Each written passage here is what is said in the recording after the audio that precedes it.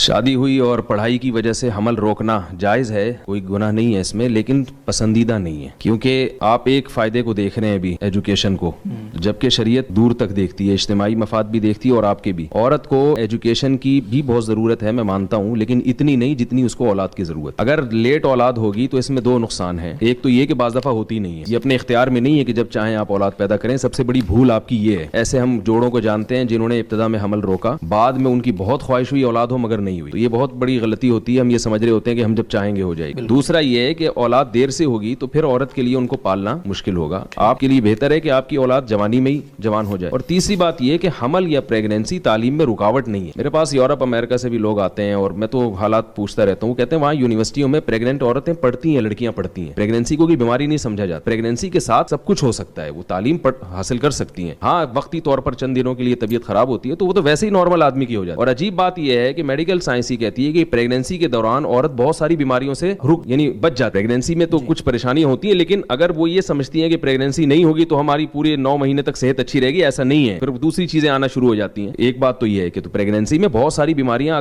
کچھ بیماریاں اگر ہوتی ہیں, کچھ طبیعت خراب ہوتی ہے تو بہت ساری بیماریوں سے اللہ تعالیٰ عورت کو بچا بھی لیتے ہیں اس دوران. تو یہ تصور بھی غلط ہے کہ پریگننٹ عورت کچھ نہیں کر سکتی ہے. سب کچھ کر سکتی ہے, وہ پڑھ بھی سکتی ہے, تعلیم بھی جاری رکھ. اور دوسری بات ایک یہ بھی ہے کہ پریگنینسی روکنے کے لیے جو گولیاں کھائی جاتی ہیں وہ تو بہت ہی خطرناک. ابھی کینسر کے اسپیشلسٹ تھے, کچھ دن پہلے میری ان سے ملاقات ہوئی, تو میں نے ان سے پوچھا کہ آپ کے پاس جو کینسر کے پیشنٹ آتے ہیں اس میں کیوں وجوہات کیا ہیں. تو انہوں نے بتایا کہ خواتین میں جو کینسر کی پیشنٹ ہے نا, ان میں زیادہ تر وہ ہیں جو حمل روکنے کی گولیاں کھاتی ہیں. حمل روکنے کی گولیاں جو خواتین کھا رہی ہیں ان میں بریسٹ کینسر کا بھی ریشو زیادہ ہے اور ویسے بھی کینسر کا ریشو زیادہ ہے. تو جائز ہونے کی حد تک تو ٹھیک ہے, تعلیم کی وجہ سے آپ اولاد کو مؤخر کر دیں, مگر ان سب چیزوں کو بھی سامنے رکھنا چاہیے. لیکن پھر بھی میں کہتا ہوں کہ نکاح ہی نہ کرنا تعلیم کی خاطر, اس سے پھر بھی یہ بہتر ہے کہ آپ نکاح کر کے حمل روک. بعض لوگ جو یہ کرتے ہیں نا کہ ابھی ہم پڑھ لیں پھر شادی کریں گے, اس سے پھر بھی بہتر ہے کہ بھئی آپ شادی کر لیں, بے شک آپ اولاد کو مؤخر کر دیں, یہ پھر بھی بہتر ہے.